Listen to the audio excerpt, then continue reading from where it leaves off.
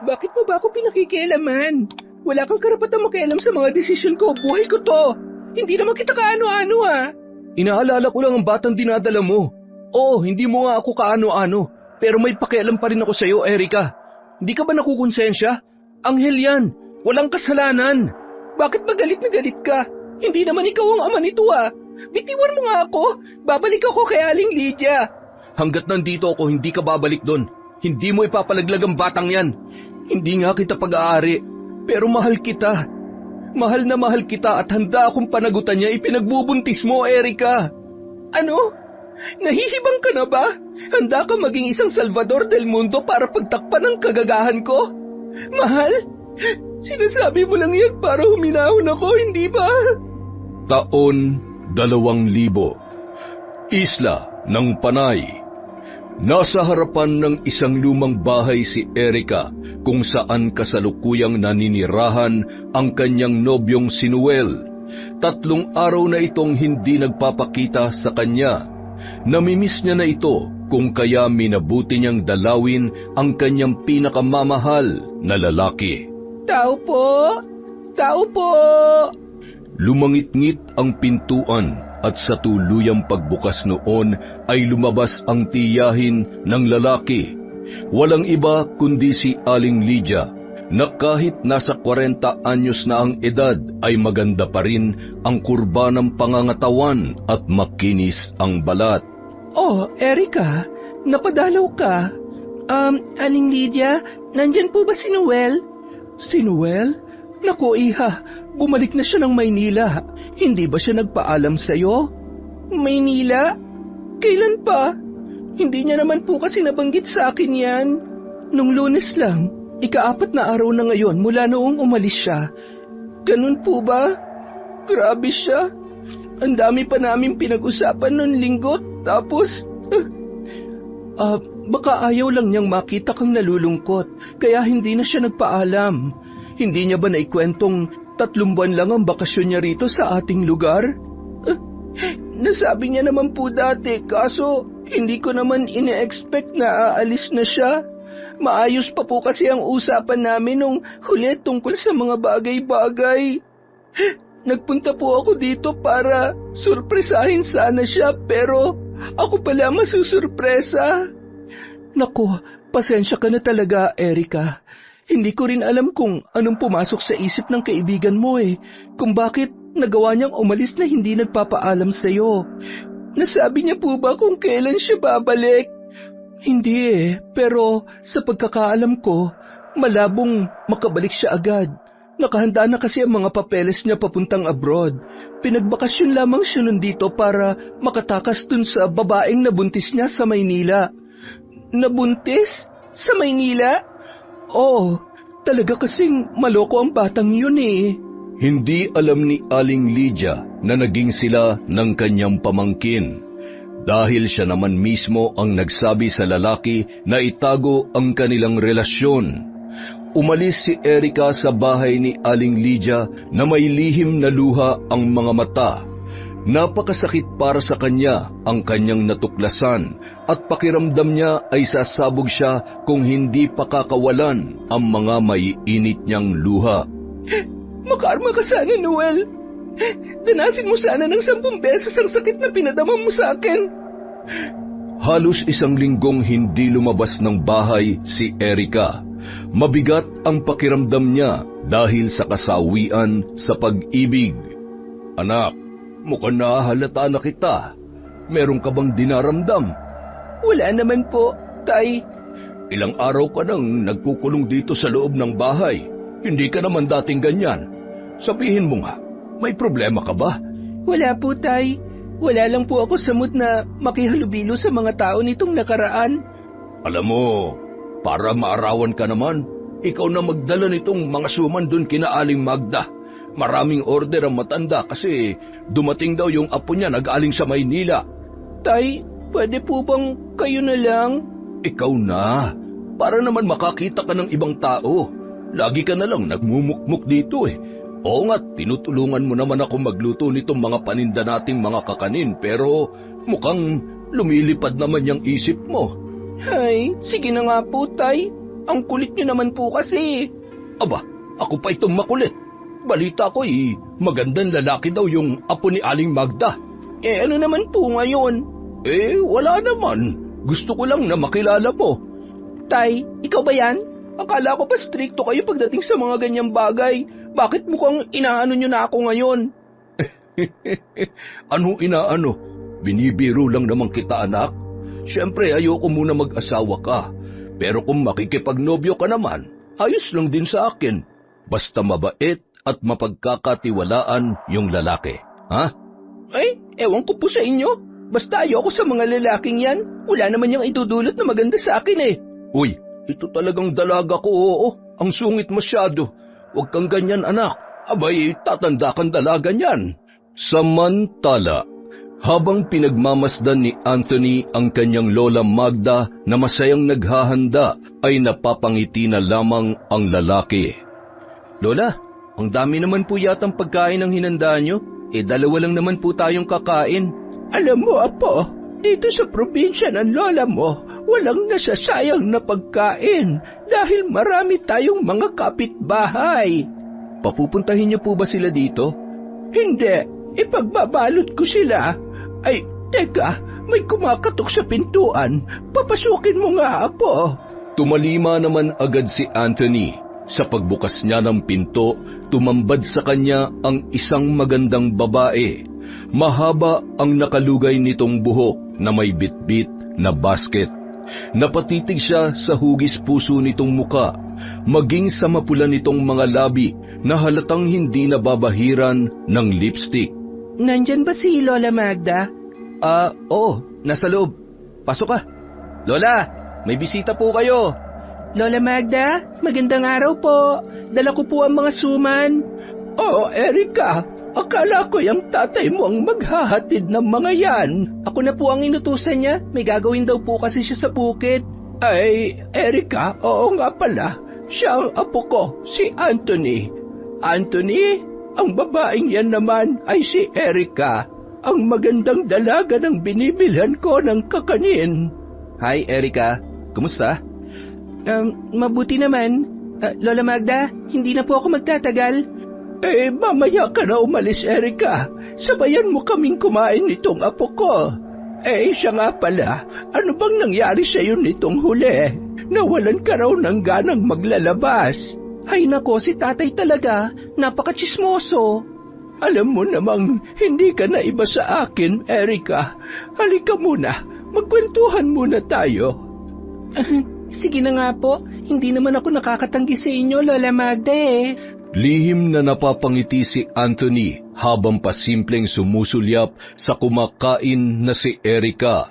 Hanggang sa pag-alis nito ay sinundan niya pa ng tanaw ang dalaga. Lola, gaano po kayo ka-close nung Erika? Simula nung maliit pa yan, lagi na yung pumapasyal dito. Maaga kasing naulila sa kanyang ina. Ang tatay niya na lang ang mag-isang nagpalaki sa kanya. Alam mo namang malapit ako sa mga bata kaya hindi na iba sa akin si Erika. Para ko na rin siyang apo. Magkaedaran lamang yata kayo Maganda siyang bata, hindi ba? Opo, kakaiba po ang ganda niya. Yung tipong hindi nakakasawang pagmasdan. Pero mukhang suplada, la. Kita niyo naman kanina, hindi nga ako tinatapunan ng tingin kapag kinakausap ko. Baka naman nahihiya lamang. Mabait na bata si Erika, Apo. Kaibiganin mo at siguradong magkakasundo kayo. Kinahapunan, muling naghatid ng mga suman si Erika. Nataong maagang namalengke si Lola Magda at si Anthony lang ang naiwang mag-isa. Mamaya na lang ang bayad pagdating ni Lola, Erika ha. Wala kasi akong pera Hintayin mo na lang, pauwi na rin siguro yun. Sige, hihintayin ko na lang siya. Pumasok ka muna. Hindi na, dito na lang ako. May upuan naman dito Erika? Ano kasi, ikaw pa lang yung kakilala ko dito. Baka naman pwedeng samahan mo akong mamasyal. Ipasyal mo ako. Alam mo na, para naman hindi ako mabagot dito sa bahay ni Lola. Nako, marami kasi akong ginagawa sa amin, Anthony Ano na lang, nagsisimba ka ba? Baka naman pwede mo akong isama. Nagsisimba naman ako. Lagi kong ang nakakasabay ang lola mo eh. Sa linggo, sasama ako kay lola. Magsisimba ka rin, hindi ba? Oo. Ramdam ni Anthony na parang naiilang si Erica sa kanyang presensya, ngunit kailangan niyang gawing kampante ang babae sa pamamagitan ng pagbubukas niya ng iba pang usapin, dahil gusto niyang maging kaibigan yon. Akmang ibubuka na sana niya ang bibig niya nang may isang motorsiklong huminto sa tapat ng kanilang bakuran. Lalaki ang nagmamaneho noon at isang buntis ang nakaangkas sa kanya. Magandang araw. Pwede ba magtanong kung nasaan ang bahay dito nung hilot? Nasa dulo po nitong daan. Kumaliwa lang po kayo at makikita niyo ang isang luma ngunit malaking bahay. Doon po nakatira si Aling Lydia. Matapos magpasalamat, umalis na rin kaagad ang mag-asawa na sakay ng motorsiklo. Hilot? Nalito ako dun ah. Ano yun, Erica? Nanghihilot ng mga buntis o hindi kaya ng mga bata. O kahit dun sa mga nakakaranas ng pananakit ng katawan, si Aling Lydia ang kilalang hilot dito sa amin. Dinadayo siya ng mga nangangailangan ng serbisyo niya.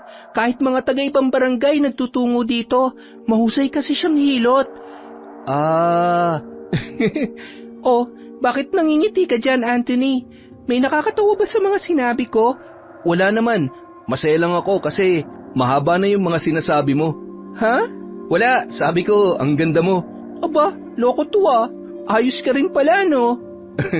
Oh, ayan na pala si Lola. Kanina ka pa ba, Erica? Pasensya ka na. Nakalimutan kong mag-iwan ng pambayad kay Anthony. Ayos lang ho, Lola. Bakit hindi mo pinapasok sa loob si Erica? Baka naiinip na yan kahihintay sa akin. Sana binuksan mo yung TV. Lola, ayos lang po ako. Hindi naman po ako naiinip. Saka, nag-uusap naman po kami ni Anthony. Ganun ba? Sandali lang at baka hinihintay ka na ng tatay mo sa inyo. Dalhin mo na rin itong sariwang isda. Kinabukasan, binulabog ang buong barangay ng isang masamang balita. May natagpuan daw na isang bangkay sa mapunong bahagi sa kanilang lugar.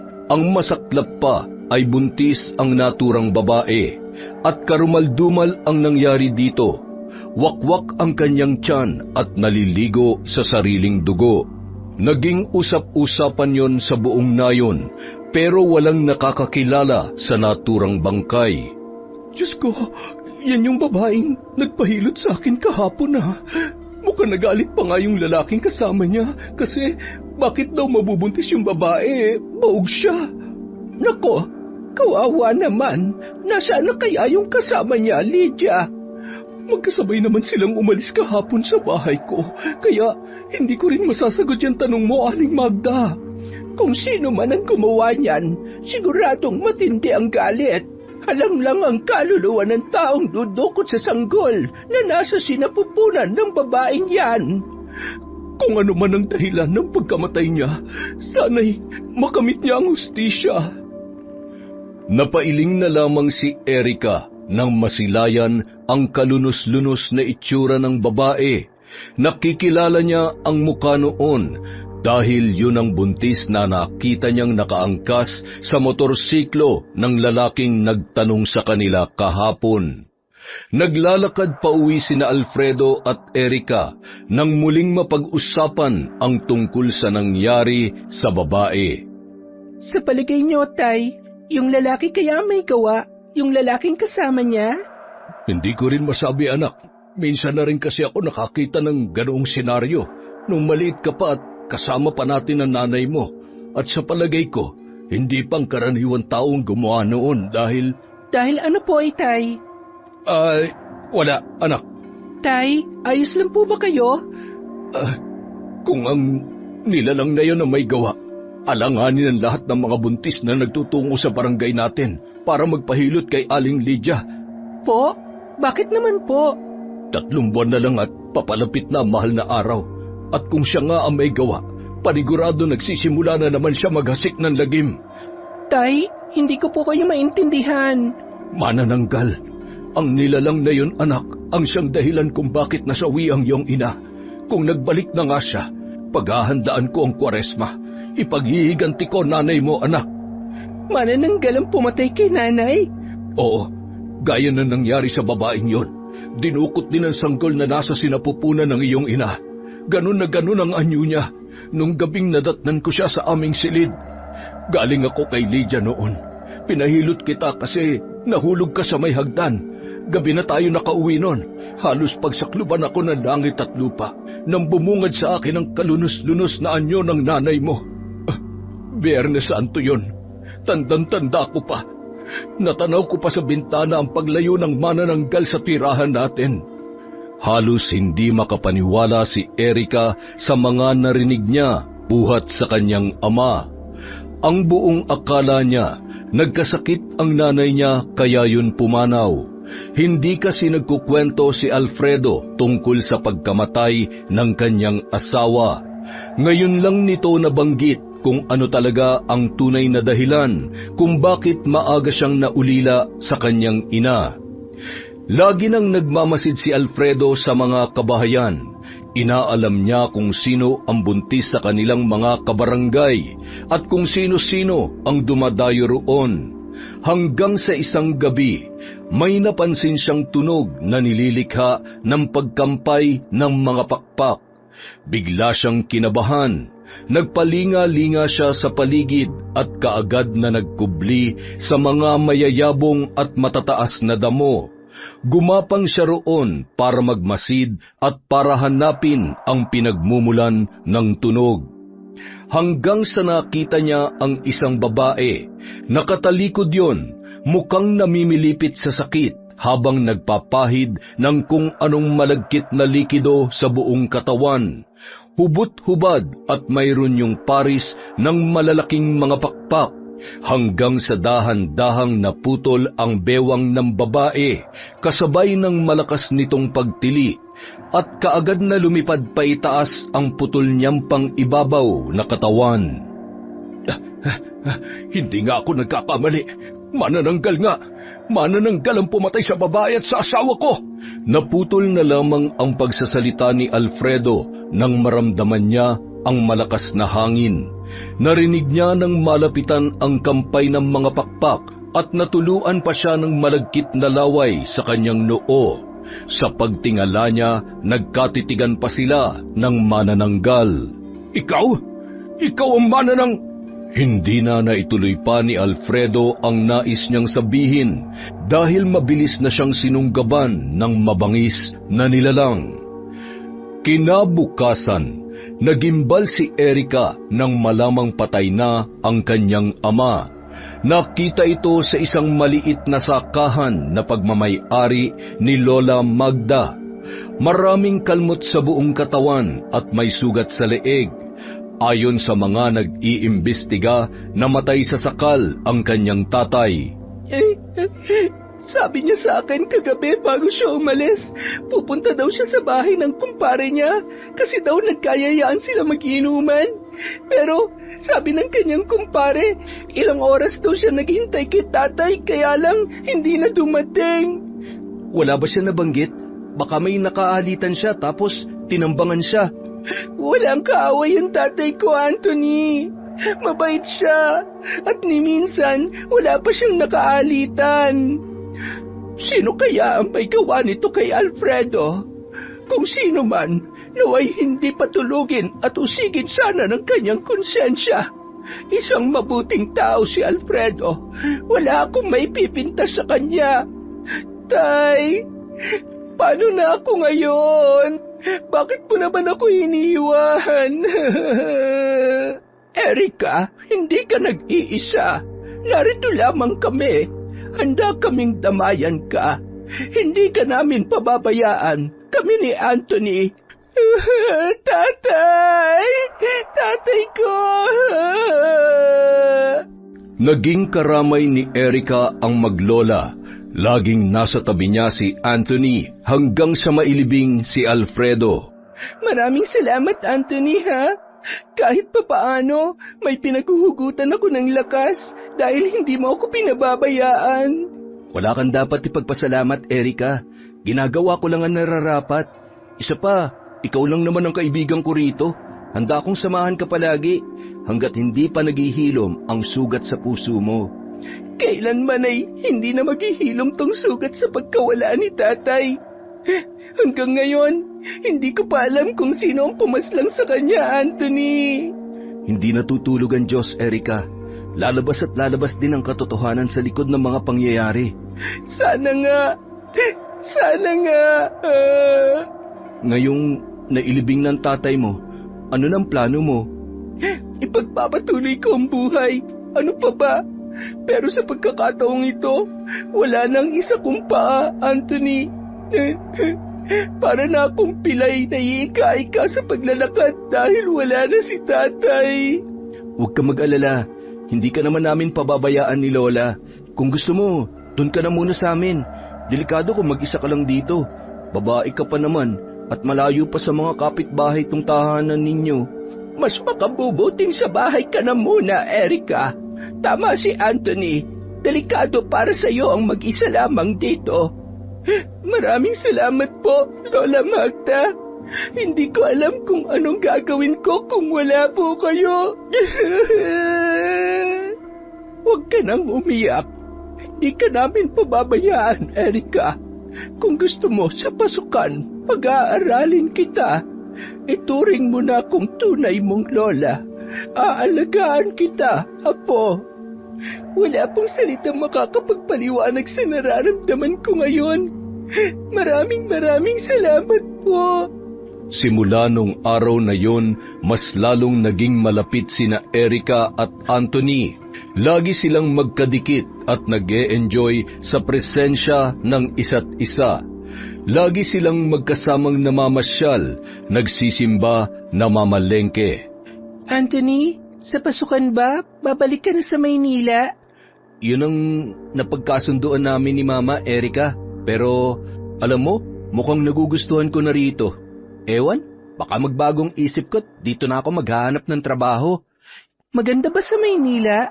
Oo naman, maraming mga naglalakihang gusali doon, saka maraming sasakyan. Maingay, pero maraming mapapasukang trabaho. Ganun ba?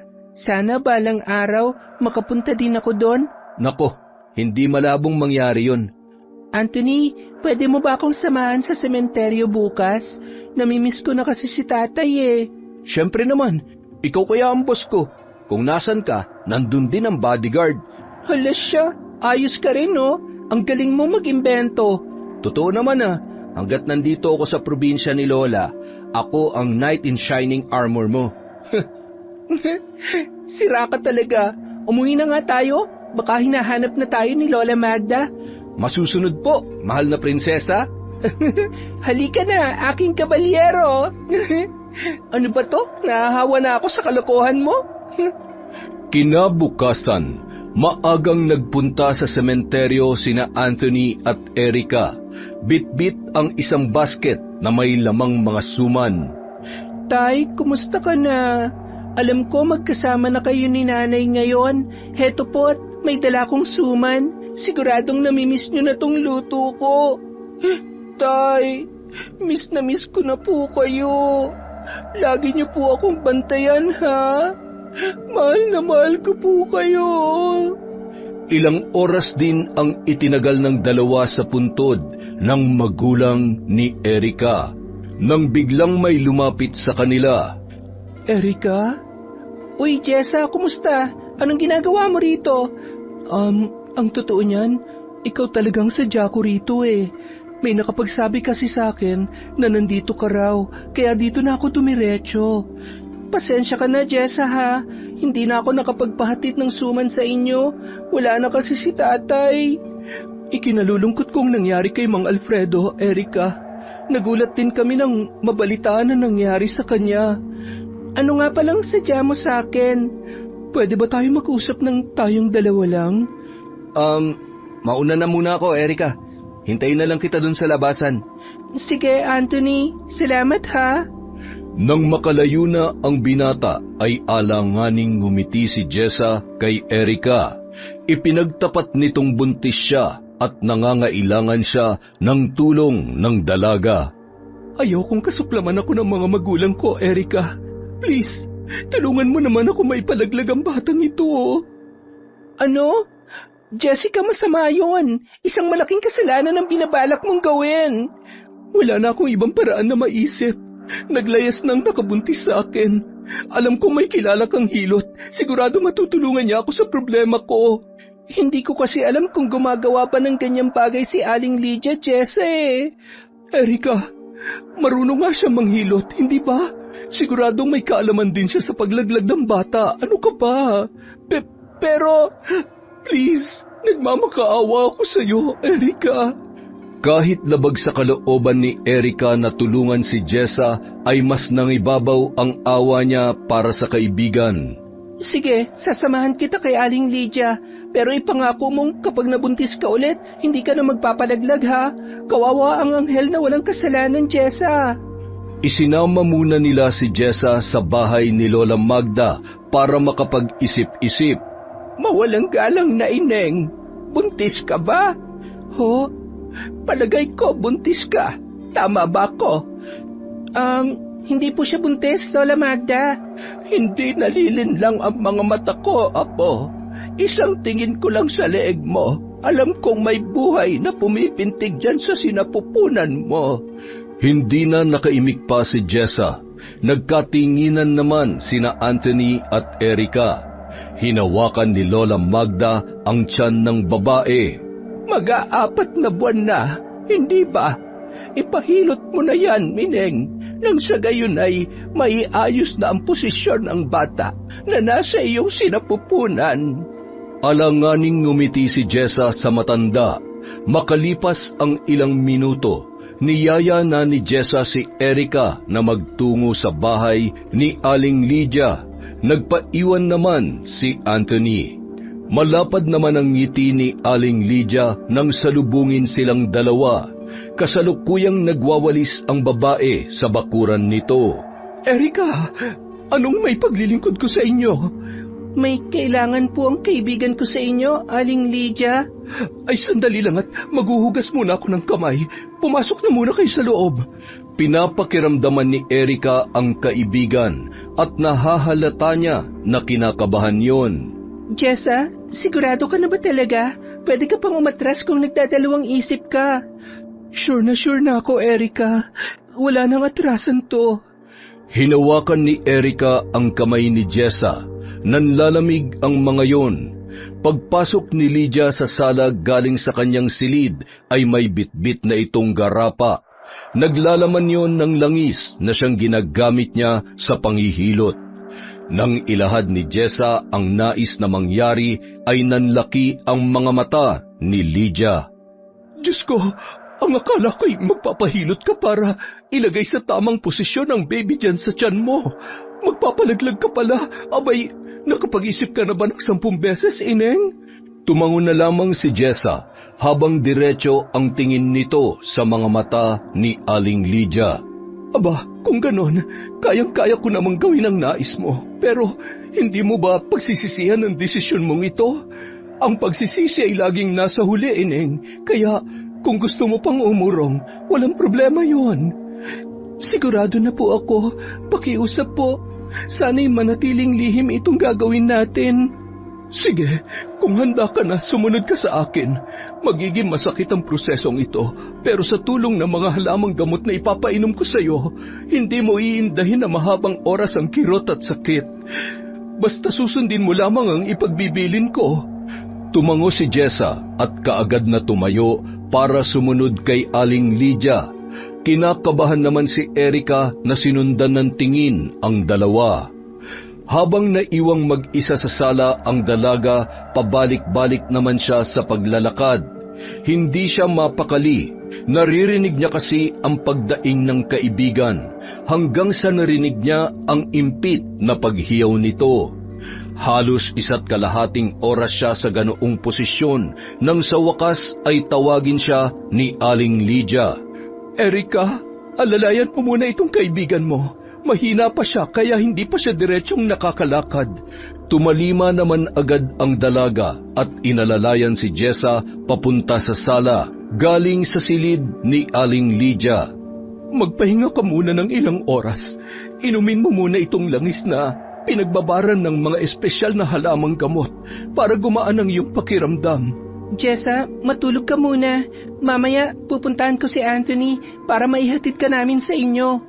Inabot na ng gabi bago nila naihatid si Jessa. Erika, ano ba talagang ginawa niyo dun sa bahay ng hilot? Ba't ang tagal niyo dun? Nagpahilot nga si Jessa. Tapos napasarap ang kwentuhan kaya hindi namin napansin ang paglipas ng oras. Tama, ganun nga. Napakunot naman ang noo ng kanyang kaibigan. Ganun ba?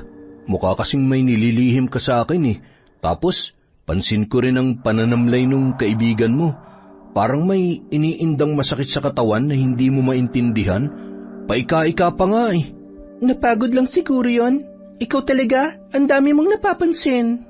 Magaling kaya akong kumilatis. Asset ko yun eh. Tara na, maghanap na tayo ng masasakyan tricycle para makauwi na tayo. Pagka-uwi ng dalawa, wala si Lola Magda sa bahay. Nagtaka naman si Anthony dahil ang laging bilin nito ay kapag sumapit na ang alas 7:30, wala nang lalabas ng bahay.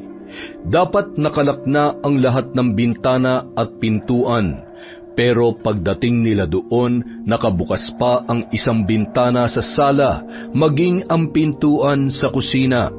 Nasaan kaya si Lola? Baka nasa likuran lang, nagpapahangin.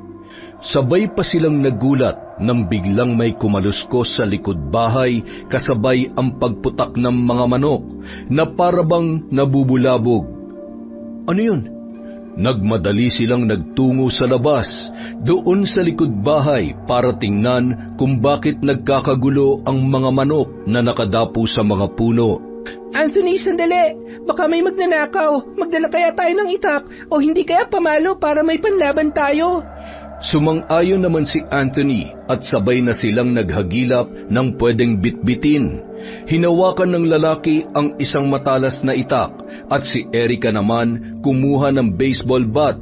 Nagdala rin siya ng flashlight. Pagkatapos noon, dahan-dahan silang sumilip sa labas. Nakita nila si Lola Magda, nakatalikod sa kanila, nakaupo at nakaharap sa isang malaking puno. Nakayuko yun na parabang may kinakagat at ang mga kamay ay parang may hinahawakan na nagpupumiglas. Lola, anong ginagawa mo dyan?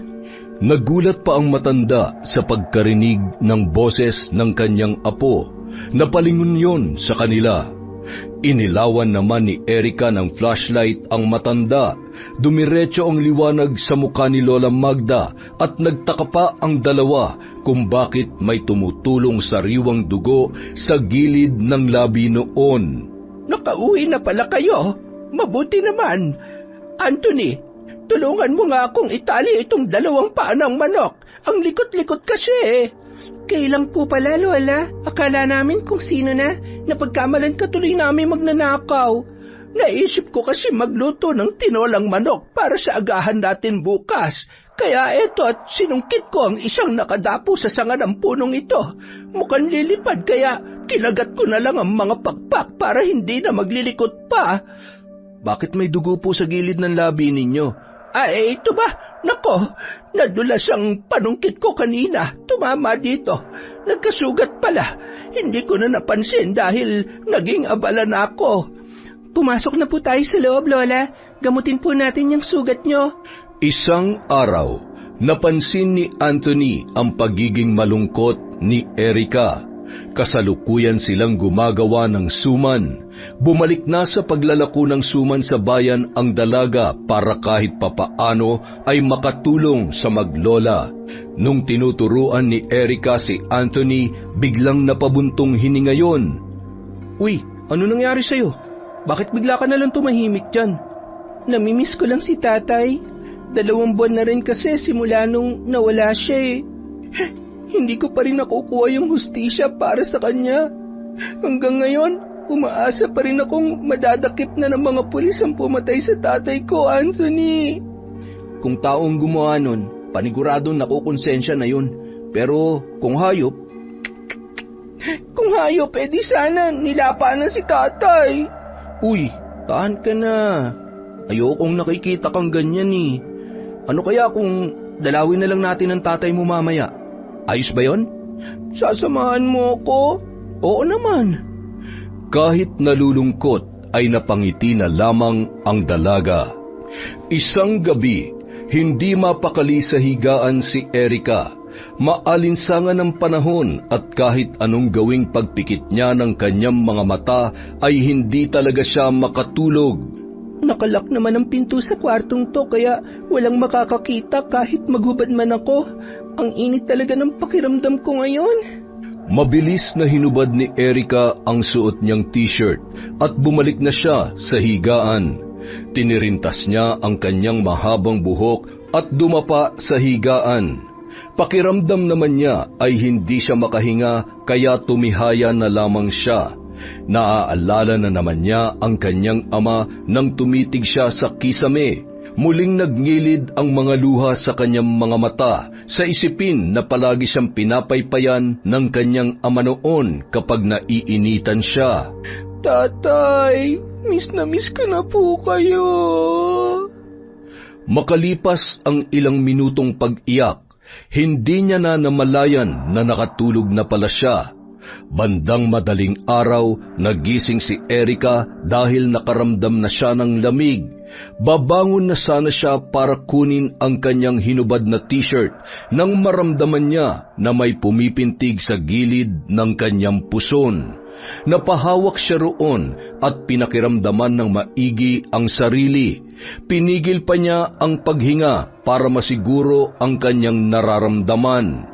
Napalunok siya nang maramdamang tila may namumuong kung ano roon na tila tumitigas. Kinabahan siya ng husto at nagbilang sa kanyang mga daliri. 3 buwan na pala akong hindi dinadatnan. Diyos ko, hindi kaya nagbunga ang ginawa namin noon ni Noel? Pero 1 beses lang yun ah. Diyos ko naman, posible kayang buntis ako? Kinabukasan, pasimpleng tinanong ni Erica si Lola Magda kung paano nito na lamang buntis si Jessa sa simpleng pagtingin lang nito sa leeg ng dalaga. Kasalukuyang nagdidilig ng halaman ang matanda. Iba kasi ang lakas ng pintig ng mga ugat sa leeg niya. Yun bang parang nag-uunahan? Lola, posible bang mabuntis ang isang babae kahit na 1 beses lang siyang nagalaw? Oo naman. Sabihin mo dun sa kaibigan mo na palaging kumain ng masustansyang pagkain. Huwag magpapagod at magpakonsulta agad sa doktor kapag may hindi magandang naramdaman para maging safe ang baby niya. Opo, sasabihin ko po sa kanya, Lola. Lola, lahat po ba ng buntis naglilihi? Hindi naman. Ako kasi nung pinagbubuntis kong mama ni Anthony, wala naman akong naramdamang kakaiba. Bukod doon sa matakaw ako sa mga ginataan, kahit anong ulam basta may gata, nilalantakan ko talaga. Ibig sabihin, hindi kayo nandidiri sa mga bagay-bagay tulad ng ibang mga buntis? Nako, hindi. Hindi ako maselan magbuntis. Yung mga kapitbahay ko nga nagugulat na lang kasi saka pa nila nalalamang buntis ako kapag malaki na ang tiyan ko. Ganun po pala yun. Magkakaiba kasi ang mga nararamdaman ng nagbubuntis. Uy, ano yan? Ang aga-aga may naririnig na akong buntis-buntis ah. Ano bang pinag-uusapan yung dalawa? Tungkol to kay Jessa. Chismoso ka rin no? Nagtatanong lang eh. Bakit ba ang sungit mo? Hindi ako masungit. Sinasagot ko lang ang tanong mo. Hindi eh. Iba yung dating ng tono ng sagot mo eh. Parang merong diin. Kung idiin ko kaya tong kamao ko sa mukha mo. Tingnan mo nga yan. Ang sungit talaga. Lola, si Erica oh. Ay nako, kayong dalawa talaga. Para kayong mga aso at pusa. Sa paglipas ng mga araw, mas lalong natatakot si Erica sa kanyang kalagayan. Hindi naman niya masabi kay Lola Magda ang kanyang problema dahil natatakot siya sa maaaring maging reaksyon nito. Hindi niya rin sinabi kay Anthony dahil ayaw niyang husgahan nito ang kanyang pagkatao. Gulong-gulo ang kanyang isipan. Hindi na siya nakikipagkwentuhan sa mga yon. Kung mag-uusap man sila ni Lola Magda ay lagi siyang nakayuko para itago ang kanyang leeg. Lagi na lang siyang nagpupunta sa sementeryo para magpalipas ng oras. Ayaw niya kasi na mahalata siya ng maglola. Anthony, tawagin mo nga si Erica at kakain na. Lola, nakita ko po siya kanina. Maagang umalis eh.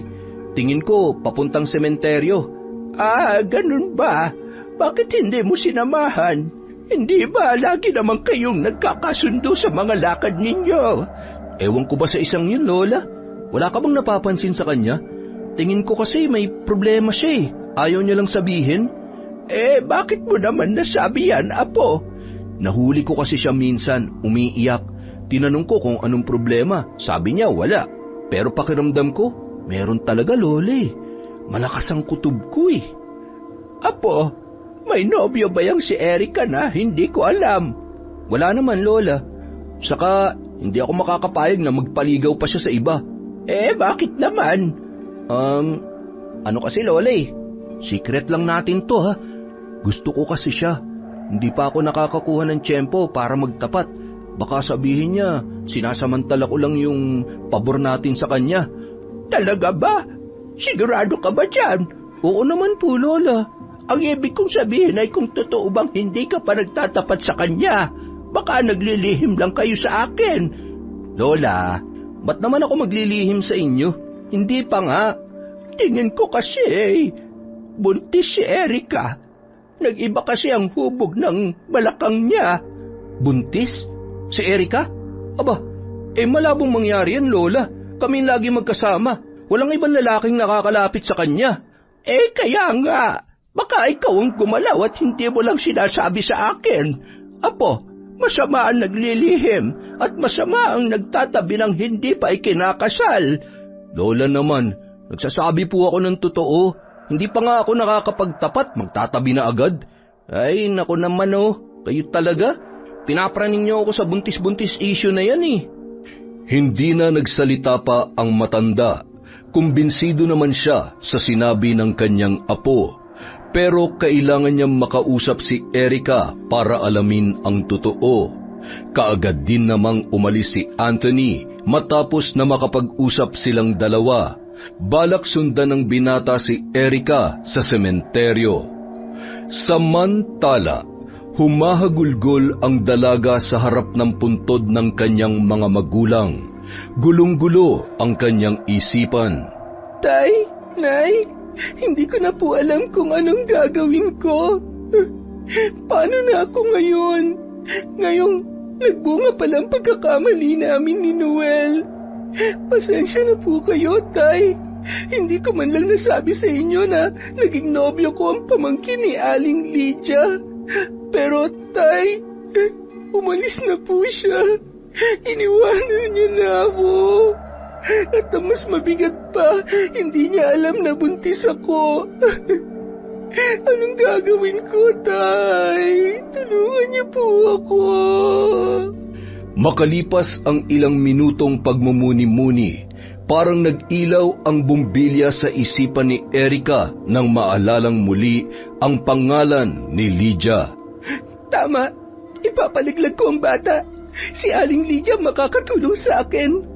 Tay, pangako, aayusin ko ang problema ko. Hindi ko bibigyan ng sakit ng ulo ang mga taong kumupkup sa akin. Sa paglabas niya sa sementeryo, nakasalubong niya si Anthony. Erica, umuwi ka na. Hindi ka pa nag-aalmusal. Nag-aalala na si Lola. Mauna ka na lang, Anthony. May pupuntahan pa kasi ako eh. Saan? Sasamahan na kita. Wag! Ha? Ano, ang ibig kong sabihin, wag na. Kaya ko naman mag-isa. Saka, baka kailangan ka ni Lola sa bahay. May problema ba? Bakit parang umiiwas ka yata sa akin? Sa amin? Wala naman. Saka, hindi ako umiiwas, no? Bakit ko naman kayo iiwasan? Sinabi ko naman sa yung magaling akong makiramdam eh. Hindi ba? Kaya wag ka na magkaila pa. Wala nga sabi eh. Siguro nangungulila lang ako kay tatay kaya gusto ko mapag-isa. Yun lang, wala nang ibang dahilan. Ayoko nang nalulungkot ka, okay? Kaya sa ayaw at sa gusto mo, bubuntot ako sa'yo. Baka kung ano pa maisipan mong gawin. Napabuntong hininga na lamang si Erica sa kakulitan ni Anthony. Umuwi na lamang silang dalawa. Sa susunod na araw na lamang niya gagawin ang kanyang binabalak na pagbisita kay Aling Lydia. Kinagabihan, masinsinang kinausap ni Lola Magda si Erica. Nagtanong ang matanda tungkol sa napansin niya sa katawan ng dalaga. Erica, hindi naman siya nakikialam ako sa buhay mo, pero gusto ko lang malaman ang totoo.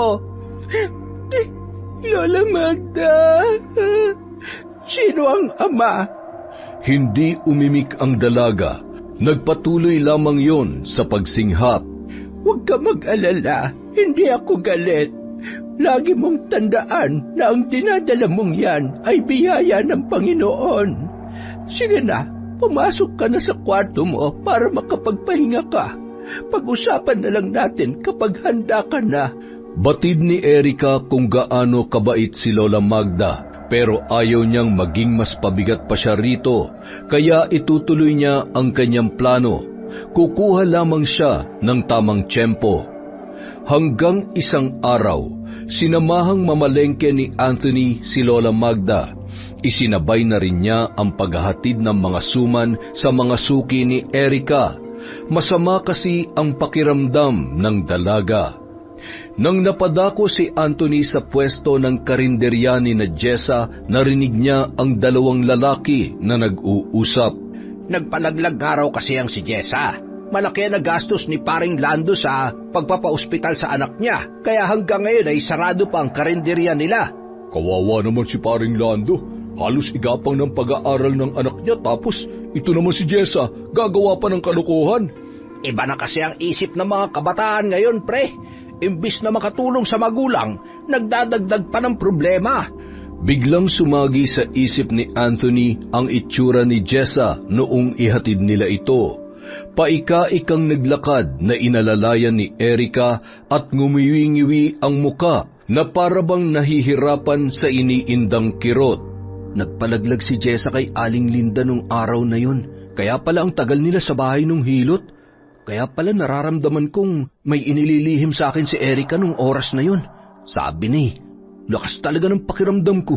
Habang naghihintay ng masasakyang motorsiklo, nabanggit ni Lola Magda sa binata ang tungkol sa kalagayan ni Erica. Umamin po siya sa inyo na buntis siya, Lola? Hindi naman siya diretsahang umamin, pero nang tanungin ko siya, hindi niya naman maitanggi. Tahimik lang siya at umiiyak. Sino daw po ang ama? Ilang buwan na? Hindi niya pa sinasagot ang tanong kong yan, Apo.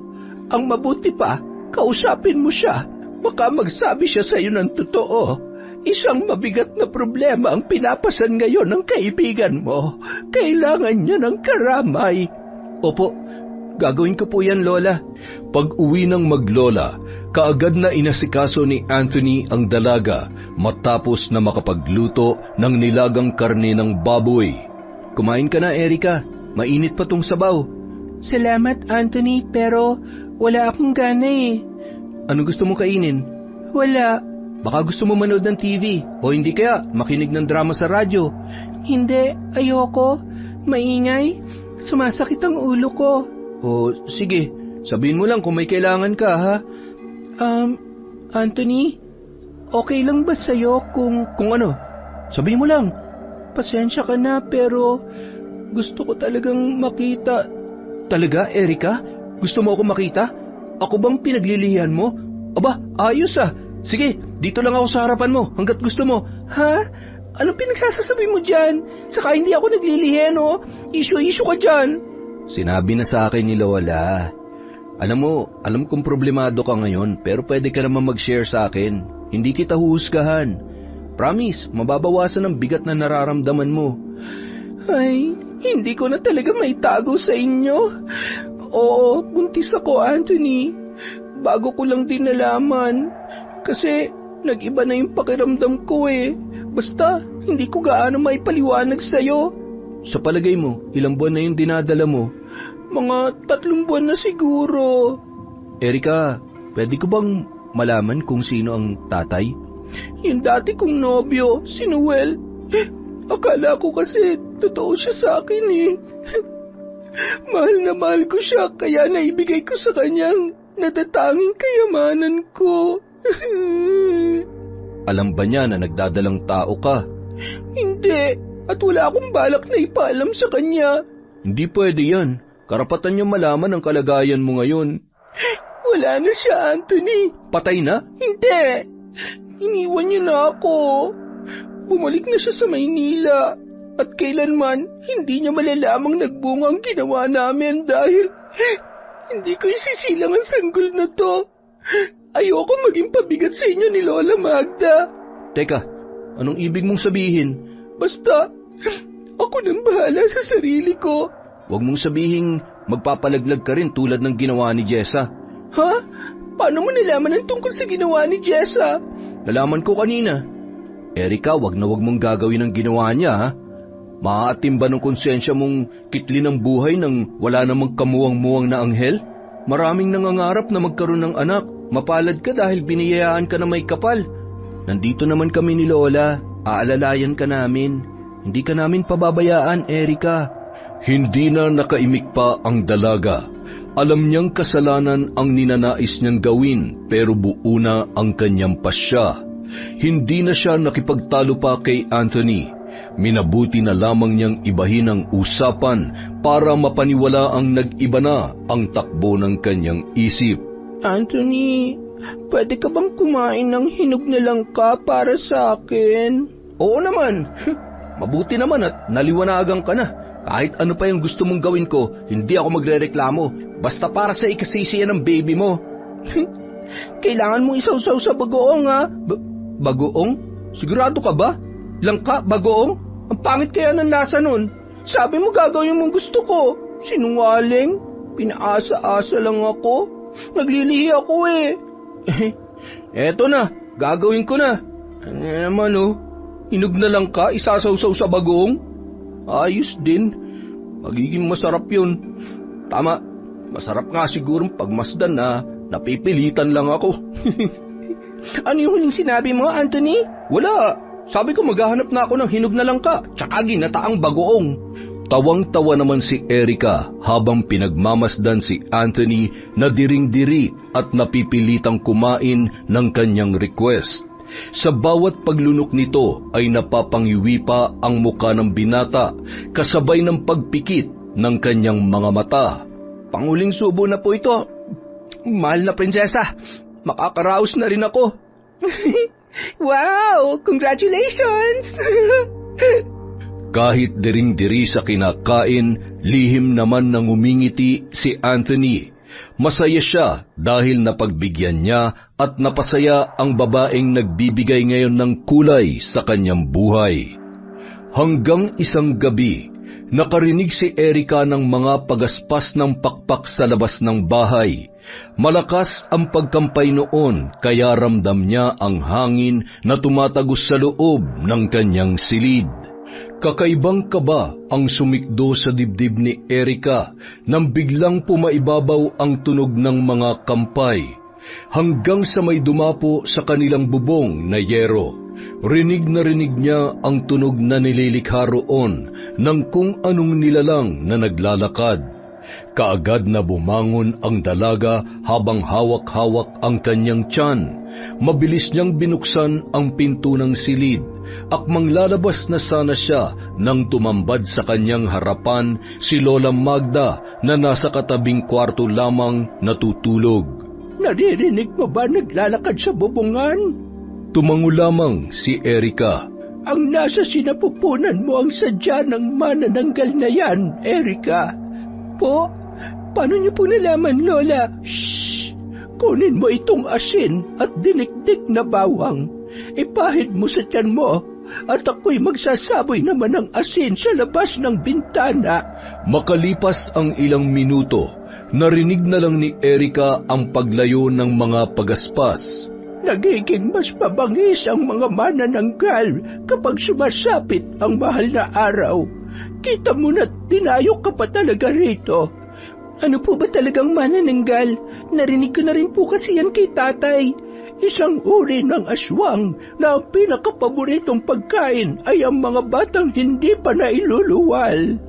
Sa nangyari nung gabing yon, mas lalo pang nangibabaw ang kagustuhang magpalaglag ni Erika. Dahil para sa kanya, perwisyo ang dala nito. Pati tuloy si Lola Magda ay nag-alala dahil sa nangyayari. Kaya naman, kinabukasan, araw ng linggo, saktong nagpunta sa simbahan ang maglola para magpabendisyon ng mga palaspas. Sinadyang hindi sumama ni Erika, nagdahilan siyang masama ang kanyang pakiramdam. Nang makaalis ang maglola, nagmamadali naman siyang naligo at nagbihis para magtungo kay Aling Lydia. Alam niyang kapag ganitong papalapit na ang mahal na araw ay hindi nagagawi sa simbahan ang babae. Dahil gumagawa ito ng mga gamot na ibababad sa langis para gamiting panghilot. Malayo pa lamang ay natanaw na ni Erika si Aling Lydia. May bitbit itong basket palabas ng bakuran. Nagmamadaling lumapit si Erika, nababatid niya kasi napapaalis ang hilot. Aling Lydia, sandali! Ano ang atin, Erika? Maaari ko po ba kayong maabala saglit? Kasi may hihilingin po sana ako sa inyo, Aling Lydia. Anong may tutulong ko? Inilahad ni Erika ang kanyang sadya. Tila naman lumuwag ang muka ng hilot nang marinig ang nais ng dalaga. Sigurado ka ba? Hindi biro ang hinihiling mo. Buo na po ang pasya ko, Aling Lydia. Ay, sige, ikaw ang bahala. Pumasok na tayo sa loob. Sa loob ng kwarto na pinagdalhan ni Aling Lydia kay Erika ay mayroong mga nakahilerang malalaking garapon sa isang sulok. Ang iba ay may lamang langis at kung ano-ano pang mga ugat ng kung anong puno. May mga garapon din na walang laman. Pinasuot siya ni Aling Lydia ng saya at pinahiga sa isang maliit na kama. Aling Lydia, ano po bang magiging proseso? Hilot lang. Hihilutin lang natin ang tiyan mo para unti-unting mailabas natin ang nasa sinapupunan mo, Erika. Makakaramdam ka ng kirot sa bawat pagdiin ng mga kamay ko. Pero normal lang yon. Kailangang tiisin mo para magtagumpay tayo. Ano? Handa ka na ba? Tumango na lamang si Erika bilang pagtugon. Samantala, hindi mapakali si Anthony sa loob ng simbahan. Parang may nag-uudyok sa kanya na umuwi para silipin ang dalaga. Hanggang sa hindi na siya nakatiis kaya nagpaalam siya sa kanyang lola. Pagdating niya sa bahay, wala roon si Erika. Hindi alam ni Anthony kung bakit kinakabahan siya. Isang bata ang nakita niya sa kalsada. Tinanong niya yon kung nakita ba nito si Erika. Opo, nadaanan ako kanina ni Ate Erika. Mukhang nagmamadali nga po tapos sinusuntok niya pa po yung puson niya. Mukhang papunta po sa bahay ni Aling Lydia. Dahil sa hindi niya maipaliwanag ang nararamdamang pag-aalala, mabilis na tinakbo ni Anthony ang daan papunta sa bahay ng hilot. Samantala, impit na napadaing si Erika sa unang pagdiin ng mga kamay ni Aling Lydia sa kanyang puson. Aray! Hindi ko po yata kaya, Aling Lydia. Masyado pong masakit. Kayanin mo. Unang diin ko pa lang yan. Marami pang kasunod yan, Erika. Sandali. Hihinga lamang po ako. Alam mo, kapag nanganak ka, mas masakit pa dyan ang mararamdaman mo. Nakailang buga ng hangin si Erika, tsaka niya ipinatuloy kay Aling Lydia. Subalit biglang may kumalabog sa pintuan. Sabay pa na nagulat ang dalawa. Naku, mukhang may nakapasok na aso. Sandali lang at titingnan ko, ha? Babalik ako agad. Ang inaakalang aso ay hindi pala dahil ang humahangos na si Anthony ang bumungad sa kanya. Aling Lydia, nandito po ba si Erika? Oh, ikaw pala, Anthony. Oo, nandito siya. Erika? Erika? Anong ginagawa mo rito? Nasaan siya? Erika! Ay, sandali lang. Ano ba nangyayari sa iyo? Bakit ka ba galit na sumusugod dito? Nang marinig ang boses ni Anthony, napatayo si Erika at kaagad na lumabas. Anong ginagawa mo dito? Hindi ba dapat ako magtanong sa iyo niyan? Anong ginagawa mo dito? Nagpapahilot. Talaga ba? Nagpapahilot o nagpapalaglag? Kita mo na, hindi ka makasagot. Umuwi na tayo, Erika. Uuwi na tayo. Aray ko, ano ba, Anthony? Bakit mo naman ako kinakaladkad? Nasasaktan ako. Tila bingi naman ang binata. Patuloy niyang hinihila si Erika palabas hanggang sa tuluyan na silang nakaalis sa loob ng bakuran ni Aling Lydia. Nakakunot ang noo ng ginang na pinagmasdan ng dalawa habang papalayo sa kanyang tahanan. Nanginginig ang kanyang mga nakakuyom na kamay at nagtatangis ang kanyang mga bagang, hindi dahil sa pag-aalala sa dalaga, kundi dahil sa galit.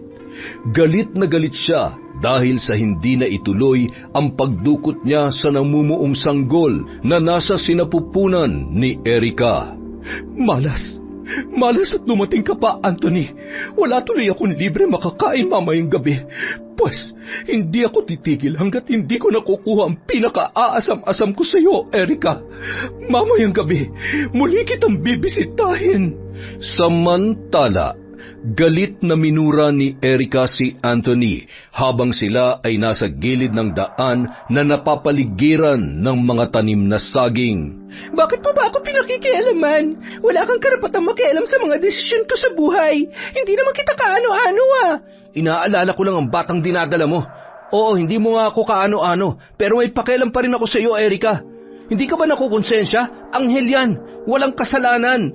Bakit ikaw tong galit na galit? Hindi naman ikaw ang ama. Bitawan mo nga ako. Babalik ako kay Aling Lydia. Hindi ka na babalik doon hanggat naririto ako. Hindi mo ipapalaglag ang batang yan. Isa lang tong kahihiyan, Anthony. Nagdadala lang to ng problema sa akin, sa inyo. Ayoko mas maging pabigat ako sa inyo ng lola mo. Naiintindihan mo ba ako? Hindi kita naiintindihan. Hindi ka naman naging pabigat eh. Kailanman hindi ka magiging pabigat. Mahal ka ng lola ko. Sa tingin mo, anong iisipin ng mga tao kapag pinagpatuloy ko ang paglaki nitong tiyan ko?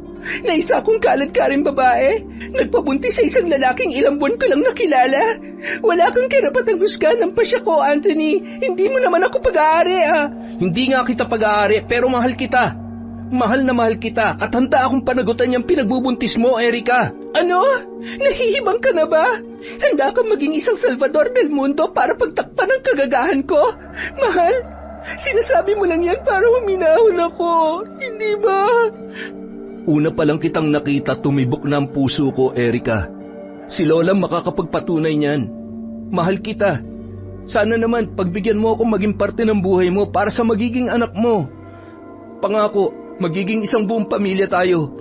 Hindi makapaniwala ang dalaga sa inilahad ng binata. Walang imik siyang naglakad pauwi sa kanilang bahay. Tahimik lang na nakasunod si Anthony sa kanya. Hindi sila nag-iimikan hanggang pagdating sa bahay. Nagtataka namang nagpapalipat-lipat ng tingin si Lola Magda dahil sa ipinapakita ng dalawa. Ano pang problema ninyo? Nag-aaway ba kayo? Bakit hindi kayo nagpapansinan? Yan kasing isa dyan, Lola. May ginawang kahibangan kanina. Nagpunta dun sa hilot, gusto magpalaglag. Ha? Ano? Totoo ba yun, Erika? Apo? Lola, yun lang kasi naisip kong paraan para makatakas sa kahihiyan. Mabuti na lang talaga dumating ako sa tamang oras. Kung hindi, baka pati ang babaeng yan na-ospital na ngayon. Ospital? Bakit naman ako mga-ospital? Magagaya ka lang naman kay Jessa. Ilang araw sa ospital dahil sa naisip niyang kahibangan. Si Jessa? Pero sabi ni Aling Lydia, magiging okay din si Jessa dahil may ibinigay naman siya mga halamang gamot Hindi tumigil ang pagdurugo niya. Ay, Diyos ko, ano bang pumasok sa isip mo, Erika? Alam mo bang pwede mong ikamatay yan? Bakit mo ba ginawa ang bagay na yan, ha, Apo? Hindi nakakahiya ang mabuntis. Biyaya ng Panginoon ang batang yan. Wala siyang kasalanan. Lola, ayoko rin pong maging pabigat sa inyo. Erika, pamilya na ang turing ko sa iyo. Ang magkakapamilya nagtutulungan, nagdadamayan sa hirap man o sa ginhawa. Handa kitang alagaan pati ang sanggol mo. Hindi solusyon ang pagpapalaglag sa bata. Alam mo kung ano? Yon ay ang pagtanggap. Tanggapin mo ang iyong anak ng buong puso. Nangangailangan siya ng pagmamahal ng isang ina, Erika. Saka hindi mo naman kailangang isipin ang sasabihin ng mga tao. Kung tatanggapin mo yung alok ko. Inirapan lang ni Erika ang binata. Hindi kasi siya kumbinsido kung nagsasabi ba ito ng totoo. Sa katunayan, may pagtingin din naman siya rito, pero ayaw niya na munang bigyang pansin yun. Mas nakatuon ang kanyang isip sa kalagayan niya ngayon. Dahil sa mga sinabi ng matanda na pag-isip-isip ni Erika na napakalaki ng kanyang kasalanan sa kanyang batang dinadala. Hindi niya naranasan ang kalinga ng isang ina dahil maagang namatay yun. Ngayong siya na ang magiging ina, handa na siyang gawin ang lahat para protektahan ang nasa kanyang sinapupunan. Salamat po, Lola Magda. Ngayon ko lang lubos na naunawaan ng lahat. Ang laki pala talaga ng kasalanan ko sa magiging anak ko. Salamat din sa iyo, Anthony. Salamat. Masaya akong naliwanagan ka na, Erika. Sana hindi ka na gumawa ng mga bagay na ikakapahamak niyo mag-ina. Pangako, aalagaan kong sarili ko para maprotektahan ko ang anak ko. Kinagabihan, naalala ni Erika ang naiwang pantalon sa bahay ni Aling Lydia. Dahil nang kalad ka rin siya ni Anthony, ay suot pa niya ang saya na pinahiram noon. Nako, kailangan kong ibalik tong saya ni Aling Lydia. Ako na magsasoli niyan. Pupunta din naman ako sa tindahan mamaya. Bukas na lang siguro, Anthony. Gabi na kasi, baka natutulog na si Aling Lydia. Hindi pa yan, maaga pa. 6:00 pa lang naman oh. Saka papunta din naman sa bahay niya yung daan ng pupuntahan kong tindahan. Ikaw ang bahala. Salamat ha. Pasipol-sipol na naglalakad si Anthony sa daan. Dala-dala ang isang flashlight at ang saya na isa sa uli. Medyo maliwanag ang buwan at maraming bituin sa kalangitan. Nakailang ulit na siyang nagtatao po sa bahay ni Aling Lydia, ngunit walang sumasagot. Hindi siguro niya ako narinig. Ang ingay kasi ng mga aso eh. Pumasok na lamang ang binata sa loob ng bakod. Aling Lydia, tao po! Saglit na napatigil sa pagtawag si Anthony nang mahagip ng gilid ng kanyang mga mata na mayroong naglalakad papunta sa likod bahay sa medyo madilim na parte. Hindi naman siguro si Aling Lydia yun kasi kung siya sasagot na sana yun. Teka nga, matingnan nga. Dahan-dahang naglakad ang binata papunta sa likod bahay at hindi nga siya nagkamali. Nailawan niya ang isang pares ng mga paa. Alam niyang kay Aling Lydia yon dahil yun din ang suot nitong palda kanina. Ganoon din ang tsinelas. Aling Lydia, isasoli ko na po sana tong... Kasabay ng pagsasalita niya ay ang pag-ilaw niya sana sa katawan ng babae. Ngunit napatda na lamang siya nang makitang kalahating katawan lang ang kanyang nakita, na hanggang sa balakang lamang. Wala ang pang-itaas na katawan nito, pero naglalakad na tila ba mayroong sariling buhay. Ilang beses na kinusot ni Anthony ang kanyang mga mata. Nagbabaka sakali na namamalikmata lamang siya, ngunit yon at yun pa rin ang kanyang nakikita. Napaatras bigla ang binata hanggang sa kumaripas na siya ng takbo papalayo roon. Samantala, malakas na pumapagaspas ang pakpak ng manananggal. Dinig na dinig yon nina Erika at Lola Magda. Mukhang galit na galit ang nilalang. Nagpahid ka na ba ng dinikdik na bawang sa tiyan mo, Erika? Opo, Lola. Naglagay na din ako ng asin sa silid ko. Pati sa bubong ay nagsabit na rin po ako ng bawang. Nagpapakawala ng matinis na hagikgik ang manananggal na nagpapalipat-lipat habang umaaligid sa labas ng kanilang bahay. Determinadong mapasa kamay niya ang ikinatutulo ng kanyang laway. Ingatan mo ang sarili mo, Erika. Kung sakali mang makalapit siya sa iyo, sabuyan mo ng asin. Ilang saglit pa, ang bintanang nasa likod ni Erika na yari sa kahoy ay biglang lumagabog. Marahas na sinisira ng manananggal. Bahagyang lumayo ang dalaga roon. Habang nagdarasal si Erika ay mahigpit niyang hinawakan ang isang supot na mayroong lamang asin. Si Lola Magda naman ay hawak-hawak ang mga palaspas na pinabasbasan niya kanina sa may simbahan. Saglit na natigil ang pagkalampag ng manananggal sa bintana. Pinakiramdaman ni Erika kung may kumakaluskus pa sa labas, ngunit wala na siyang naririnig. Hanggang sa idinikit niya na roon ang kanyang tenga. Nagulat pa siya nang biglang muling kumalampag yon, hanggang sa masira at malaglag ang takip ng bintana. Lumusot doon ang kamay ng manananggal at nahawakan ang buhok ng dalaga. Lola, tulungan niyo po ako! Nagmamadali namang hinampas ni Lola Magda ang kamay ng manananggal gamit ang mga palaspas. Tumigil ka na! Lubayan mo na kami! Napasigaw na lamang ang manananggal sa bawat paghataw ng palaspas na parabang umuusok ang kamay, hanggang sa nabitawan niya na ang buhok ni Erika. Mas lalong nanggigil yon at muling nangahas na ipasok ang kamay at ulo nito, ngunit bigo siyang mahawakang muli ang dalaga. Nang akmang hahampasin na naman siya ni Lola Magda ng mga palaspas, biglang kinalmot niya ang kamay ng matanda. Nagkasugat yon at dumugo. Naitulak niya ang matanda kaya bahagyang bumalandra sa may upuan. Lola! Hindi lubos na nakapasok ang nilalang dahil hindi magkasya ang mga naglalakihan nitong mga pakpak.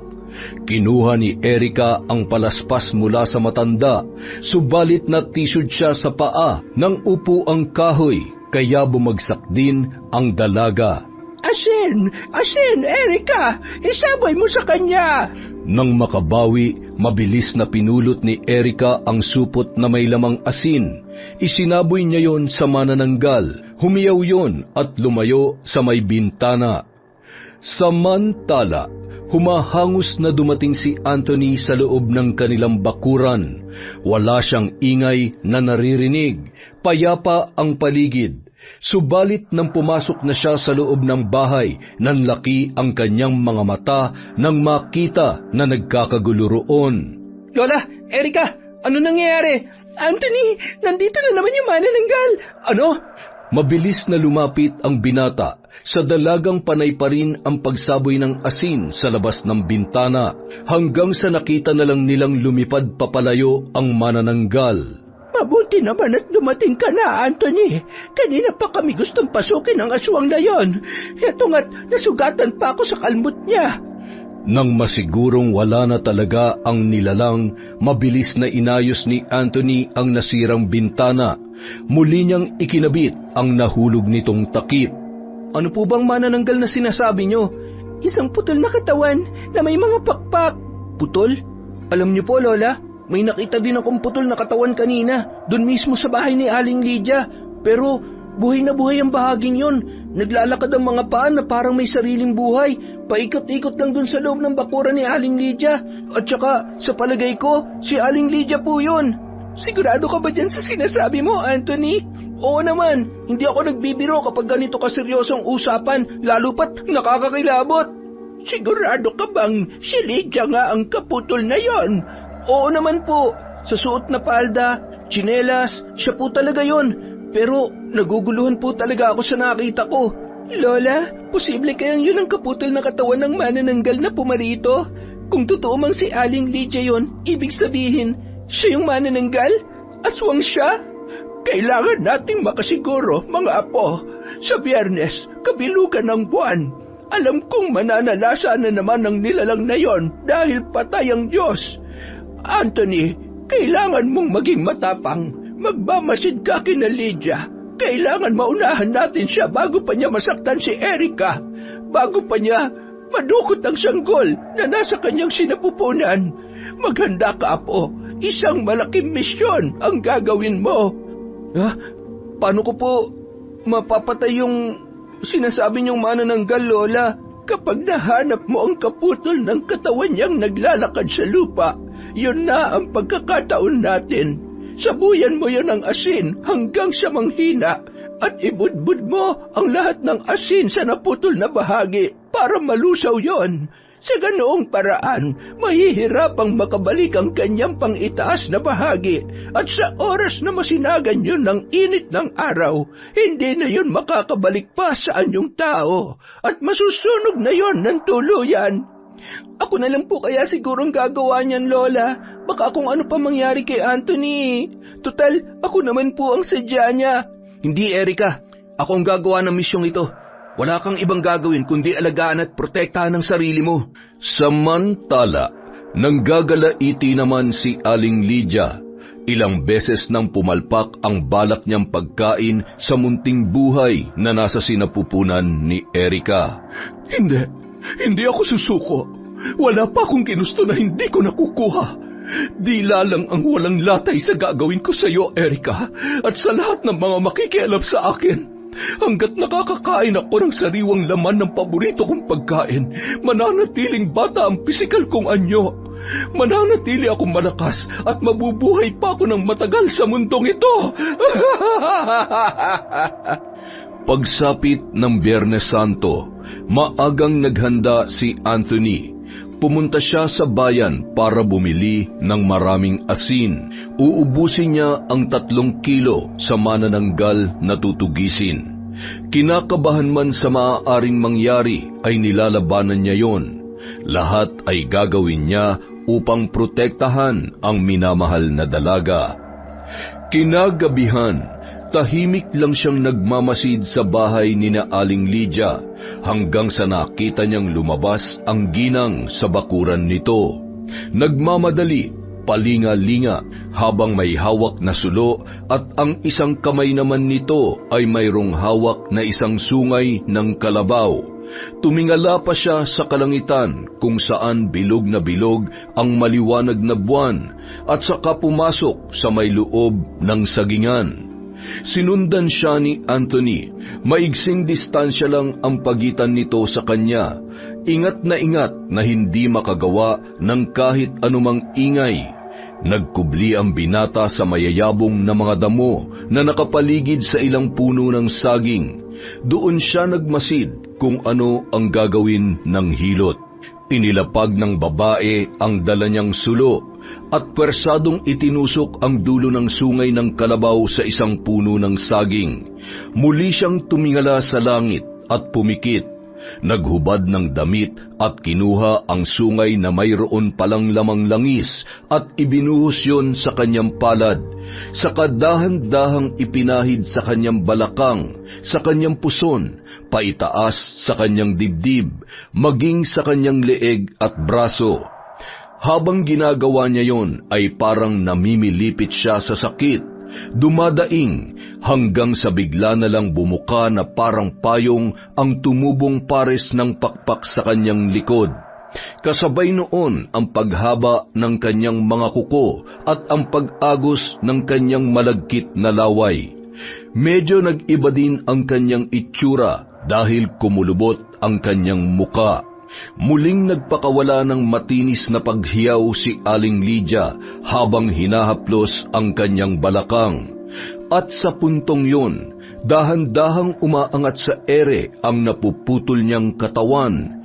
Isang matinis na pagtili ang kanyang ginawa bago siya tuluyang lumipad sa himpapawid. Sindak naman na nagmamasid si Anthony. Si Aling Lydia nga ang sinasabi nilang manananggal. Ngayon, humanda ka sa aking babae ka. Napapalunuklaway na lamang si Anthony habang lumalapit sa kaputol na katawan. Nakatayo ito malapit sa puno ng saging. Hindi na nagdalawang isip ang lalaki at kaagad niya na yung sinabuyan ng asin. Ang mga laman loob noon ay umuusok, tila mga bulating hindi mapakali dahil sa asing tumama sa kanila na nagbigay ng hapdi. Nagsimulang maglakad ang paa noon na parang natataranta kung ano ba ang nangyayari sa mga bituka. Muling nagsaboy ng asin si Anthony at sa pagkakataong yon ay tumama na sa mga paa. Naglulundag yon dahil sa hapdi at sakit. Hindi sinasadyang nasagi noon ang sulo na nasa paanan ng puno ng saging. Natumba yun at dumikit sa ilang tuyong dahon kaya naglikha ng apoy. Nang makitang natumba ang pang-ibabang katawan ni Aling Lydia, ibinuhos na niya sa naputol na bewang ang asin.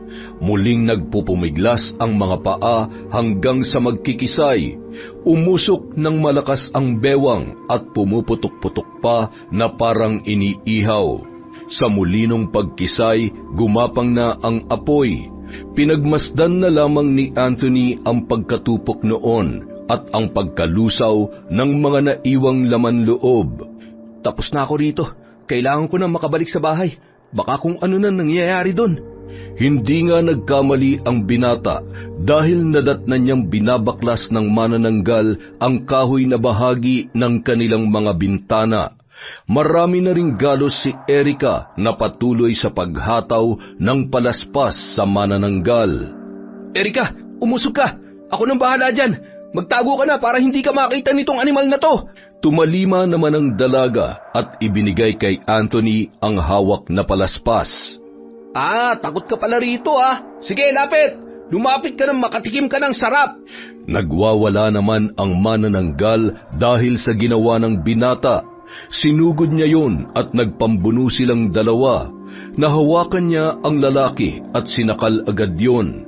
Nabitawan naman ni Anthony ang palaspas dahil sa pilit na kinakalas nito ang pagkakasakal sa kanya. Naalala ni Anthony ang asin na nasa kanyang bulsa. Dinukot niya yon at isinaboy sa muka ng halimaw. Napahiyaw naman ang manananggal at nabitawan siya nito. Narinig pa niya ang pagkampay ng mga pakpak na lumalayo. Wala na siya. Umalis na. Nagawa mo ba yung pinapagawa ko sa iyo, Apo? Opo, Lola. Kung ganon, babalik din ang manananggal dito, maya-maya lang. Hindi niya tayo tatantanan. Lola, natatakot po ako. Ngayon ka pa ba matatakot? Malapit na tayo magtagumpay. Konti na lang. Kailangan malampasan natin ang gabing ito. Huwag nating hayaang may masaktan sa ating tatlo. Buhay niya ang magwawakas, hindi ang sa atin. Maliwanag ba, mga apo? Opo, Lola. Sa abot ng aking makakaya, puprotektahan ko po kayong dalawa. Ilang minuto lang ang lumipas, bumalik nga ang manananggal, gigil na gigil. Muli nitong pinagbabaklas ang mga parte ng bahay na kaya niyang sirain. Agresibo at nanlilisik ang mga mata, nagpapakawala ng matitinis na tinig. Ginawa na niya ang lahat para makapasok sa bahay na yon, ngunit hindi niya magawa. Hanggang sa labas lamang siya at patuloy na nagwawala. Ilang oras din ang lumipas hanggang sa narinig niya ang pagtilaok ng mga manok. Nang mapagtantong magbubukang liwayway na, kaagad siyang lumipad paitaas at lumayo para balikan ang kanyang kaputol. Naiinis man ay tinanggap niya na lang na pumalpak siya nung gabing yon. Sa pagbalik sa sagingan, nakita niya ang bakas ng nasunog na mga dahon. Nag-alala ang manananggal at nagpaikot-ikot para hanapin ang kanyang kalahati. Subalit nanlaki lamang ang kanyang mga mata nang sa kabilang sulok ay nakita niya ang bakas ng mga nalusaw na bituka at ang nagkalat na asin sa lupa. Mabilis siyang bumalik sa bahay nila Lola Magda para maghiganti. Malakas na tinuklap ang pinto sa kusina at kaagad siyang nakapasok sa loob ng bahay. Samantala, Naalimpungatan ang nakaidlip na si Anthony dahil sa mga naririnig na pagaspas. Akmang sisilipin na sana niya yon nang salubungin siya ng kalmot ng manananggal. Erika, Lola, magtago kayo! Nakapasok na siya sa bahay! Huwag na huwag kayong lalabas dyan sa pinagtataguan nyo! Nakipagbuno si Anthony kay Aling Lydia. Gamit ang palaspas, hinataw niya rin yon ng hinataw. Kahit nasusugatan na ang manananggal, ay patuloy pa rin yon sa pakikipagtagisan ng lakas kay Anthony. Puno na rin ng kalmot ang katawan ng binata at nanghihina na rin siya, pero hindi siya susuko dahil siya lamang ang lalaki sa tahanang yun. Kaya gagawin niya ang lahat ng kanyang makakaya para labanan ang naturang halimaw. Ilang beses na rin siyang sinubukang kagatin nun sa leeg, mabuti na lamang maliksi siya at nakakaiwas. Hanggang sa nasilayan na lamang ni Anthony ang sinag ng haring araw sa kalupaan. Kahit nahihirapan, buong lakas niyang ibinalya ang manananggal na nakakapit sa kanya, ngunit hindi yon natitinag. Humahangos na rin si Anthony at pakiramdam niya anumang oras ay bibigay na siya. Muli siyang sinunggaban ng kagat ng manananggal, pero nahawakan niya ang muka nito at pilit na itinutulak papalayo, kaya lamang ay unti-unti na rin siyang bumibigay. Mabuti na lamang lumabas si Erika sa kwarto para sila ay silipin. Nang makitang nahihirapan na ang binata, buong lakas niya itong hinila malapit sa may bintana kung saan tumatagos ang liwanag na nagmumula sa pasikat na araw. Dahil sa nakakapit ang manananggal na pumapaibabaw kay Anthony, sa kanya tumama ang sikat ng araw sa gawing pakpak ng halimaw. Malakas na napahiyaw ang manananggal sa kadahan-dahang kumalas sa pagkakahawak kay Anthony. Tila sinindihan naman ang mga pakpak nito dahil unti-unting nasusunog. Si Anthony naman nanghihinang ipinikit ang kanyang mga mata. Nakadipa siya habang nakatihaya. Hindi pinapansin ang pagtapik ni Erika sa kanyang muka. Anthony! Anthony! Ano ba? Gumising ka naman! Nanatiling hindi kumikibo ang binata at hindi niya rin iminumulat ang kanyang mga mata. Anthony naman eh! Hoy, ano ba? Sabi mo pananagutan mo tong kagagahan ko, di ba? Bakit hindi mo panindigan? Hoy! Huwag mo naman akong iwan. Oo na, tinatanggap ko na yung alok mo. Payag na ako ikaw maging tatay nitong dinadala ko. Basta gumising ka lang. Talaga, Erika? Sigurado yan ha, walang bawian yan ha. Oo naman, walang bawian. Pexman! Hoy, manananggal lang ang dapat mamatay. Salamat naman at natapos na rin sa wakas. Makakatulog na tayo ng mahimbing mamayang gabi. Kasabay ng pagsibol ng bagong umaga, ang tuluyan nilang pagsunog sa naiwang katawan ng manananggal. Ang sigang ito ang siyang saksi sa pagtatapos ng buhay ni Lydia. Hindi ko lubos maisip na siya pala ang manananggal, pero salamat na rin at natuldukan na ang kasamaan niya. Tay, naipaghiganti ko na rin po kayo. Nakuha ko na rin ang hustisya para sa inyo nang dahil kina Lola at Anthony. Sa paglipas ng mga araw, muling dumalaw si Erika sa puntod ng kanyang mga magulang. Tay, magandang araw po. Kasama ko po ngayon si Anthony. Nandito po siya para formal na hingi ng mga kamay ko sa inyo. Tatay Alfredo, hindi man po ako ang tunay na ama ng magiging apo ninyo. Pinapangako ko pong mamahalin ko siya ng buo at ituturing na akin, gaya ng pagmamahal ko sa anak ninyo. Samantala, isang puting paru-paro naman ang dumapo sa tiyan ng dalaga at lumapit sa balikat ni Anthony. Alam ko pong kayo yan, Tay. Salamat po sa basbas ninyo. Masaya na po ako ngayon at alam ko na masaya na rin kayo. Kasama si Nanay. Yon! nakaisa na naman po tayong istorya mula sa Kwentong Enteng. Maraming salamat po sa pagtsatsaga niyong lahat na makinig sa ating kwento ngayong araw.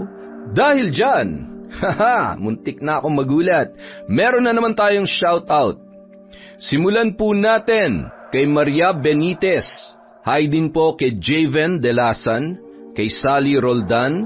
Hello po sa Gonzalvo at Regalario family from Maribel. Hello po kay Cherry Mukbang ASMR. Hi din po kay Angeline Pascual, kay Yaquin, kay Roslyn Labajo, kay Febe Ranada, kay Frederick Ganagana sa Ganagana family, at kay Shailan Summerly. Hello po kay Michelle Mariano, kay Juvelin Camacho. Hello rin po kay Alfredo Siguya, Asodisen Cerila. Shout out kay Marites Tornea, kay Rosalina Bugayong. Hi po kay Nermalin Puherte from Leona, Taytay. Hello po kay Renerio Gape. Hi din po kay Aning QR, kay Jaren Beter, Gemma de Ocampo, Jennifer Sacris, kay Roxanne Gaudicos, kay Julie Zabate. Hello din po kay Edgardo Fontanilla, kay Billy Ray, Jenny May at Ray Buendia from Lucy Buendia. Hi po kay Dimples Yumi. Hello rin po kay Richel Nishio, kay Analie Vallega. Hi kay Lynette Reparado, kay Kane Third Lang. Hi kay Janine Mamon, kay Emmeline Camus, kay Glefe Plenel, kay Vicky Abut, Richel Adapon. Para din po sa mga mananahi ni Abby ng Teresa Rizal, Lingling Francisco, Janice, Yeth, Baby Jane at ang family ni Chang Mena na masarap magluto sa Teresa Rizal. Hi din po sa Galedo family from Rai. Hi kay Mamiliana Nalugon, kay Celestina Siguya, kay Renante Alejo. Shout out kay Morina Bolivar, kay Mel Santarita. Hi po kay Earhart the Great Vlog. Hello din po kay June Sarip from Iligan City, kay Chris Alcantara, kay Nika Miguel. Shout out kay Rose Anmara, kay Jonah Angelica, kay Janet Cisneros. Hi kay Kaizeni, kay Marialyn Laudit, kay Chinchin Joquinto, kay Lent TV2. Hello po kay Milrose Galvez, kay Larcy Siriban, kay Gay Somodio. Hi kay Hannah Maylin Sesgundo sa Al Fairuzi Salon of Qatar from Jonah Halog. Hello po kay Kurt Mina, kay Mirna Alfaro, kay Merly Fatalia, kay Rima Sionagi. Hi kay Sagutid New 18. Hello po kay Hilario Potra Jasmine. Hi din po kay Shauma TV, kay Merly Amistad, kay Chona Bainosa, kay Cecil Sabroso. Happy birthday po kay Antonio Naong Sir from Alma Naong. Hello kay Mary Jane Rojas, kay Elizabeth Maramot, kay Sara May 31, kay Ami Yong, kay Marie from Batangas, at kay Asha Aquino of Ilocos Sur. Maraming salamat po sa walang sawang pagsuporta sa Kwentong Enteng.